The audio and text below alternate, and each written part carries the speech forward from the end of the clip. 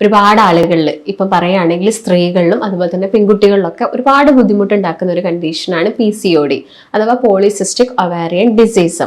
അപ്പം സ്ത്രീകളിൽ ബുദ്ധിമുട്ടുണ്ടാക്കുക എന്ന് പറയുന്ന സമയത്ത് നമുക്കറിയാം ഈ ഒരു വേർഡ് തന്നെ പറയുന്നുണ്ട്, പോളിസിസ്റ്റ് ആണ്. എവിടെ? നമ്മുടെ ഓവറീസിൽ ചെറിയ ചെറിയ കുമിളകൾ പോലെ സിസ്റ്റ് ഉണ്ടാവുന്നു.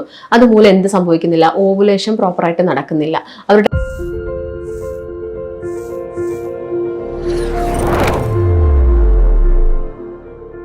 നമസ്കാരം, ഞാൻ ഡോക്ടർ ഭാഗ്യ, QNB ഹെൽത്ത് കെയറിലെ ആയുർവേദ ഡോക്ടറാണ്.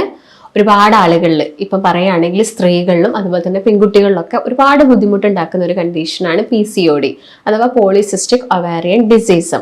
അപ്പം സ്ത്രീകളിൽ ബുദ്ധിമുട്ടുണ്ടാക്കുക എന്ന് പറയുന്ന സമയത്ത് നമുക്കറിയാം ഈ ഒരു വേർഡ് തന്നെ പറയുന്നുണ്ട്, പോളിസിസ്റ്റ് ആണ്. എവിടെ? നമ്മുടെ ഓവറീസിൽ ചെറിയ ചെറിയ കുമിളകൾ പോലെ സിസ്റ്റ് ഉണ്ടാവുന്നു. അതുമൂലം എന്ത് സംഭവിക്കുന്നില്ല? ഓവുലേഷൻ പ്രോപ്പറായിട്ട് നടക്കുന്നില്ല. അവരുടെ മെൻസസിലൊക്കെ ഒരുപാട് ഇറഗുലാരിറ്റീസ് വരിക. ഇതിനെയാണ് ശരിക്കും പോളിസിസ്റ്റിക് ഒവാരിയൻ ഡിസീസ് എന്ന് പറയുന്നത്. ചിലപ്പം ചില ആളുകൾ ഡയറ്റ് എടുത്താലോ അല്ലെങ്കിൽ മെഡിക്കേഷൻസ് എടുത്താലോ ഒക്കെ ഓക്കെ ആവുന്നുണ്ടാവും. എന്നാൽ ചില ആളുകൾക്ക് ഇതുമൂലം ഒരുപാട് കോംപ്ലിക്കേഷൻസ് ഉണ്ടാവുന്നുണ്ട്. ഇൻഫെർട്ടിലിറ്റി പോലുള്ള കണ്ടീഷൻസ് ഒക്കെ ഉണ്ടാവുന്നുണ്ട്. ഇതിന് വേണ്ടിയിട്ടൊക്കെ ട്രീറ്റ്മെന്റ് ഒക്കെ എടുക്കുന്ന ഒരുപാട് ആളുകൾ നമ്മുടെ ഇടയിലുണ്ട്. അപ്പൊ നമുക്കറിയാം പീരിയഡ്സ് ആവുന്നത് മുതൽ മെനോപോസ്, അത് നിൽക്കുന്നവരെ സമയത്തിനുള്ള സ്ത്രീകൾക്കും പെൺകുട്ടികൾക്കും ഒക്കെ ഉണ്ടാവുന്ന, അതായത് അവർക്ക് വരാൻ ചാൻസ് ഉള്ള ഒരു അസുഖമാണ് PCOD എന്ന് പറയുന്നത്. ഈ ഒരു PCOD കണ്ടീഷനിൽ എന്താണ് നമ്മുടെ ബോഡിയിൽ സംഭവിക്കുന്നത്? നോർമലി നമുക്കറിയാം എല്ലാവരുടെയും ബോഡിയിൽ എന്തുണ്ട്? ആൻഡ്രജൻ ഹോർമോൺസ് ഒരു ചെറിയ രീതിയിൽ പെൺകുട്ടികളുടെ ശരീരത്തിലും ഉണ്ട്. അപ്പോൾ ഇതെന്തിനാ? നോർമൽ ആയിട്ടുള്ള ഹോർമോണിന്റെ ഫംഗ്ഷൻസ് അല്ലെ ബോഡി ഫംഗ്ഷൻസിനൊക്കെ ഈ ഒരു ആൻഡ്രജൻ വേണം. എന്നാൽ PCOD ഉള്ള പെൺകുട്ടികളിൽ ഇതൊരു പരിധിയിൽ കൂടുതലാവുന്നു. അപ്പൊ അതിന്റെ ഭാഗമായിട്ട് അവരുടെ ഫീമെയിൽ ഹോർമോൺസിലും ഇംബാലൻസ് വരുന്നു. ഇതിന്റെ ഭാഗമായിട്ട് അവരുടെ ശരീരത്തിൽ വരുന്ന ഒരുപാട് മാറ്റങ്ങൾ ഉണ്ടാവും. അതായത് ചിലപ്പോൾ നമുക്ക് നോക്കാം സിംറ്റംസ് എന്തൊക്കെയാണെന്ന് നമുക്ക് ഡീറ്റെയിൽഡ് ആയിട്ട് നോക്കാം. അപ്പൊ ഇതാണ് ശരിക്കും പോളിസിസ്റ്റിക് ഒവാരിയൻ ഡിസീസ്. പക്ഷെ ഇത് നിങ്ങൾക്ക് പെട്ടെന്ന് മാറ്റിയെടുക്കാൻ സാധിക്കുമോ? എല്ലാവരുടെയും ചോദ്യമാണ്. നമ്മളൊന്ന് ശ്രദ്ധിക്കുകയാണെങ്കിൽ നമുക്ക് എല്ലാ കാര്യത്തിലും, അതായത് ഡയറ്റിലും നമ്മൾ പ്രോപ്പർ ആയിട്ടുള്ള എക്സസൈസും വ്യായാമമൊക്കെ ചെയ്യുകയാണെങ്കിലൊക്കെ നമുക്കിത് കംപ്ലീറ്റ് ആയിട്ട് എന്ത് ചെയ്യാം? മാറ്റിയെടുക്കാൻ പറ്റും. ചില ആളുകൾക്ക് മെഡിക്കേഷൻസ് തന്നെ വേണ്ടി വരില്ല. അവർ ജസ്റ്റ് ഒന്ന് ഭക്ഷണത്തിലൊക്കെ ശ്രദ്ധിച്ചാൽ മാറ്റിയെടുക്കാൻ പറ്റും. പക്ഷെ നമുക്കിത് 1-2 ദിവസം കൊണ്ട്, അതായത് ഒരു പനി വന്നാൽ നമ്മൾ ചിലപ്പോൾ ഒരാഴ്ച എന്ത് ചെയ്യും? ഒന്ന് റെസ്റ്റ് എടുത്ത് ഭക്ഷണമൊക്കെ ഒന്ന് ശ്രദ്ധിച്ച് കുറച്ച് മെഡിക്കേഷൻസ് ഒക്കെ എടുത്താൽ ചിലപ്പോൾ പനി അങ്ങ് കംപ്ലീറ്റ് ആയിട്ട് മാറും. പക്ഷെ അതുപോലെയല്ല PCOD എന്ന് പറഞ്ഞൊരു അസുഖം. ചിലപ്പം അത് കുറേ കാലമായിട്ടുള്ള നമ്മുടെ ജീവിതശൈലിയിൽ വന്ന മാറ്റങ്ങൾ കൊണ്ട് വന്ന ഒരു അസുഖമാണ്. അപ്പൊ നമുക്കത് പെട്ടെന്ന് അങ്ങ് മാറ്റിയെടുക്കാൻ പറ്റില്ല. നമ്മൾ അതിന് വേണ്ട സാവകാശവും ടൈമും ഒക്കെ കൊടുക്കണം.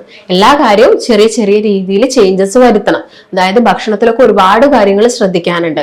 പ്രത്യേകിച്ച് പെൺകുട്ടികളുടെ കേസാണല്ലോ നമ്മൾ പറയുന്നത്. ഇപ്പം സ്ത്രീകൾ എന്ന് പറയുന്ന സമയത്ത് ഒരു 30 വയസ്സ് കഴിഞ്ഞ സ്ത്രീകളിലൊക്കെ ഇത് വളരെ റയർ ആയിട്ട് കണ്ടുവരുന്നുണ്ട്. പക്ഷെ കൂടുതലും ഈ ഒരു അഡൾട്ട് ഏജിൽ വരുന്ന പെൺകുട്ടികളിലാണ് PCOD കൂടുതലായിട്ടും കണ്ടുവരുന്നത്. അപ്പൊ എന്തൊക്കെ കാരണങ്ങൾ കൊണ്ടാണ് PCOD വരുന്നത്? മാറിയ ജീവിതശൈലി തന്നെയാണ്. ജീവിതശൈലി എന്ന് പറയുമ്പോൾ ഭക്ഷണ ക്രമീകരണത്തിൽ മാറ്റം വന്നു. അതുപോലെ തന്നെ കുട്ടികൾക്കൊക്കെ ആണെങ്കിൽ യാതൊരു തരത്തിലുള്ള വ്യായാമങ്ങളോ കാര്യങ്ങളോ ഒന്നുമില്ല. ഇപ്പം ജസ്റ്റ് അവരുടെ വീടിന്റെ മുമ്പിൽ നിന്നാൽ അവർക്ക് ബസ്സും വാഹനങ്ങളും ഒക്കെ ഉണ്ട്. അല്ലെങ്കിൽ എല്ലാ വീടുകളിലും ഇപ്പോൾ ഓരോ വാഹനങ്ങൾ തന്നെ അവൈലബിൾ ആണ്. അതുകൊണ്ട് തന്നെ ജസ്റ്റ് ഒന്ന് നടക്കാനൊന്നും ആരും വില്ലിങ് അല്ല. അതുകൊണ്ട് തന്നെ അവരുടെ ശരീര പ്രകൃതിയിലൊക്കെ മാറ്റങ്ങൾ വന്നു. അതുപോലെ തന്നെ ഭക്ഷണം ആണെങ്കിലോ നമ്മൾ കൂടുതലായിട്ട് ഇപ്പൊ കഴിക്കുന്നത് പുറത്തെ ഹോട്ടൽ ഫുഡാണ്. ഒരു നേരം ഭക്ഷണം ഉണ്ടാക്കിയില്ലെങ്കിലും ഒക്കെ അത്രയും സമയം നമുക്ക് ലാഭിക്കാമെന്ന ചിന്ത കൊണ്ടൊക്കെ ഒരുപാട് വീട്ടമ്മമാരും കുട്ടികളും പാരന്റ്സും എല്ലാവരും കൂടി പോയിട്ട് ഹോട്ടലിൽ പോയിരുന്നിട്ട് ഫുഡ് കഴിക്കരുത് എന്നല്ല, ഒക്കേഷണലി എപ്പോഴെങ്കിലും ഒക്കെ നമുക്ക് കഴിക്കുന്നുണ്ട്, കുഴപ്പമില്ല. പക്ഷെ ഇതിനൊരു അഡിക്ഷൻ വരുന്ന ടീമുണ്ട്. എപ്പോഴും ഈ ഒരു ജങ്ക് ഫുഡ് അല്ലെങ്കിൽ പ്രോസസ്ഡ് ഫുഡ് അല്ലെങ്കിൽ ഈ നന്നായിട്ട് ഷുഗർ ഉള്ള ഭക്ഷണങ്ങൾ, ഈ ഫ്രക്ടോസ് കോൺസെപ്റ്റ് ഉള്ള ബേക്കറി ഐറ്റംസ് ഒക്കെ കഴിക്കുന്ന ഒരുപാട് പെൺകുട്ടികളുണ്ട്. ഇതൊക്കെ ഒരുപാട് കഴിക്കുക അല്ലെങ്കിൽ ഇങ്ങനെയുള്ള ജങ്ക് ഫുഡൊക്കെ കഴിക്കുന്ന സമയത്താണ് അവർക്ക് എന്ത് വരുന്നത്? ഈ PCOD പോലുള്ള അസുഖങ്ങൾ വരുന്നത്. അപ്പം കാരണം നോക്കുകയാണെങ്കിൽ, പക്ഷെ ഒട്ടുമിക്ക ആളുകൾ ചോദിക്കുന്നുണ്ട്, ഡോക്ടറെ എനിക്ക് വലിയ തടിയൊന്നുമില്ല, തടിയാണ് ഇതിനൊരു കാരണം എന്ന് പറയുന്നുണ്ട്. എനിക്ക് വലിയ തടിയൊന്നുമില്ല, പക്ഷെ എന്താണ്, ഞാൻ മെലിഞ്ഞാണ് ഇരിക്കുന്നത്, പക്ഷെ എനിക്ക് PCOD ഉണ്ട്. മെലിഞ്ഞിരിക്കുന്ന ആളുകളിലും PCOD വരാനുള്ള ചാൻസസ് ഉണ്ട്. അതിലൊരു മെയിൻ റീസൺ എന്ന് പറയുന്നത് പ്രോപ്പർ ആയിട്ടുള്ള ഒരു ഹോർമോണിന്റെ പ്രവർത്തനം നടക്കണമെങ്കിൽ നമ്മുടെ ശരീരത്തിൽ ഒരു മിനിമൽ ഫാറ്റിന്റെ ഒക്കെ ആവശ്യകത ഉണ്ട്. അപ്പൊ നിങ്ങൾക്ക് ആ ഒരു ഫാറ്റും കൊഴുപ്പും കാര്യങ്ങളൊന്നും നിങ്ങളുടെ ബോഡിയിൽ ഇല്ലെങ്കിലും PCOD വരാനുള്ള ചാൻസസ് കൂടുതലാണ്. ഇനി എന്തൊക്കെയാണ് ഇങ്ങനെയുള്ള ആളുകളിൽ കാണിക്കുന്ന ലക്ഷണങ്ങൾ എന്ന് നോക്കാം. എല്ലാ പെൺകുട്ടികളും പറയുന്ന ഒരു കാര്യമാണ് എന്ത്? അവർക്ക് പീരീഡ്സിൽ വരുന്ന ഇറഗുലാരിറ്റീസ്. അപ്പം ഇതുമൂലം അവർക്ക് ഭയങ്കര മാനസികമായിട്ടുള്ള വിഷമങ്ങളും കാര്യങ്ങളും ഒക്കെ ഉണ്ടാവും. പീരീഡ്സ് ഒന്നും ആയിട്ടില്ലെങ്കിൽ, അല്ലെങ്കിൽ അവരുടെ സൗന്ദര്യത്തിൽ വരുന്ന എന്തെങ്കിലും ചെറിയ ചെറിയ മാറ്റങ്ങളൊക്കെ അവരിൽ ഒരുപാട് മെന്റൽ സ്ട്രെസ്സും ടെൻഷൻസും ഉണ്ടാക്കുന്നുണ്ട്. അതുമൂലം ഈ കണ്ടീഷൻ വീണ്ടും കൂടുകയാണ് ചെയ്യുന്നത്. പിന്നെ നിങ്ങൾക്ക് എന്തെങ്കിലും ഇങ്ങനെ മാനസിക സമ്മർദ്ദം എന്തെങ്കിലും കാര്യങ്ങൾ ഉണ്ടെങ്കിലും നിങ്ങൾക്ക് PCOD വരാനുള്ള ചാൻസസ് ഉണ്ട്.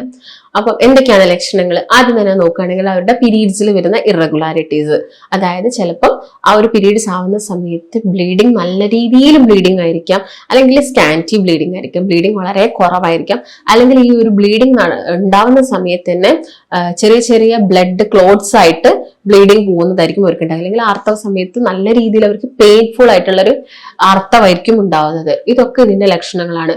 അതുപോലെ തന്നെ കാണുന്നത് മുടി കൊഴിച്ചില്, വല്ലാത്ത രീതിയിൽ പെൺകുട്ടികളുടെ മുടി വല്ലാത്ത രീതിയിൽ കൊഴിഞ്ഞു പോവുക. എന്തെങ്കിലും ഒരു ഹോർമോണൽ ഇംബാലൻസ് ബോഡിയിൽ നടക്കുന്നതുകൊണ്ടാണ്. ചിലപ്പോൾ അത് തൈറോയിഡിന്റെ ഡിസ്ഫങ്ഷൻ ഉണ്ടാവാം, അല്ലെങ്കിൽ PCOD ഉള്ള പെൺകുട്ടികളിലും ഇങ്ങനെ മുടി കൊഴിച്ചിൽ നല്ല രീതിയിൽ കാണാം. അതുപോലെ തന്നെ വരുന്നത് ഞാൻ നേരത്തെ പറഞ്ഞു, ആൻഡ്രോജൻ ഹോർമോൺസ് ഒരു പരിധിയിൽ കൂടുന്ന സമയത്ത് കൂടുതലായിട്ടും ഈ രോമങ്ങളുള്ള ഭാഗങ്ങളിലൊക്കെ രോമത്തിന്റെ കട്ടി കൂടുന്ന ഒരു കണ്ടീഷൻസ്, അതായത് മേൽചുണ്ടില്, അല്ലെങ്കിൽ അതുപോലെ തന്നെ കീഴ്ത്താടിയില്, മാറിടങ്ങളില്, അതുപോലെ തന്നെ തുടകളില്, ഈ ഭാഗങ്ങളിലൊക്കെ കൂടുതലായിട്ട് എന്താവുക, രോമത്തിന് കട്ടി വെക്കുക. അതുപോലെ തന്നെ അംബിലിഗസിന്റെ ഏരിയ, ആ ഒരു നാഭിയുടെ ഏരിയയിലൊക്കെ കൂടുതലായിട്ടും രോമത്തിന് കട്ടി വെക്കുന്നതൊക്കെ ഇങ്ങനെ PCOD ഉള്ള പെൺകുട്ടികളുടെ ലക്ഷണങ്ങളാണ്. അതുപോലെ തന്നെ അവർക്ക് അമിതമായിട്ടുള്ള ക്ഷീണം വരിക, എപ്പോഴും കിടക്കണം എന്നുള്ളൊരു ചിന്ത വരിക, അതായത് ഒരു വർക്കും ചെയ്യാൻ അവർക്കൊരു മൂഡില്ല. അതുപോലെ തന്നെ അവർക്ക് രക്തക്കുറവ്, HB ഇപ്പൊ നോക്കുന്ന സമയത്ത് അവർക്ക് രക്തക്കുറവ് അതിൽ കാണിക്കാം. ചില പെൺകുട്ടികളിലാണെങ്കിൽ വണ്ണം വല്ലാതെ വെച്ചിട്ട് പോവാം. ഇപ്പൊ നിങ്ങൾക്ക് പീരീഡ്സ് ഒക്കെ ആയിട്ട് ഒരു ആദ്യത്തെ 2 വർഷം പീരീഡ്സിൽ ഇറഗുലാരിറ്റീസ് ഒക്കെ കാണിക്കുന്നുണ്ടെങ്കിൽ അത് PCOD ആണെന്നൊന്നും നമുക്ക് പറയാൻ പറ്റില്ല. അത് നോർമലി അങ്ങനെ ചില പെൺകുട്ടികളിൽ കാണിക്കാറുണ്ട്. അതുപോലെ തന്നെ ഇപ്പൊ പെൺകുട്ടികളുടെ കേസൊക്കെ നോക്കുകയാണെങ്കിൽ അവർക്ക് ഈ വരുന്ന ഒരു കറുപ്പ് നിറാണ്, ഒരു ഡിസ്കളറേഷൻ, പ്രത്യേകിച്ച് കഴുത്തിന് ചുറ്റും കറുപ്പ് നിറം ഉണ്ടാവുക, കൈമുട്ടുകളിൽ കറുപ്പ് നിറം വരിക, ആംപിറ്റിന് കൂടുതലായിട്ട് കറുപ്പ് നിറം വരിക, തുടയുടെ ഭാഗങ്ങളിൽ കറുപ്പ് നിറം കൂടുതലായിട്ട് വരുന്നതൊക്കെ ഇതിന്റെ ഒരു ലക്ഷണമാണ്. അതുപോലെ തന്നെ അവരുടെ ഫേസ് കുറച്ചും കൂടി ഒരു എണ്ണമയായിട്ട് മുഖക്കുരൊക്കെ വരാനുള്ള ചാൻസുകളൊക്കെ ഇങ്ങനെയുള്ള ആളുകളിൽ കൂടുതലായിട്ട് നമ്മൾ കണ്ടുവരാറുണ്ട്. ഇങ്ങനെ PCOD ഉള്ള ആളുകൾ ശ്രദ്ധിക്കേണ്ട കാര്യങ്ങൾ എന്തൊക്കെയാണ്?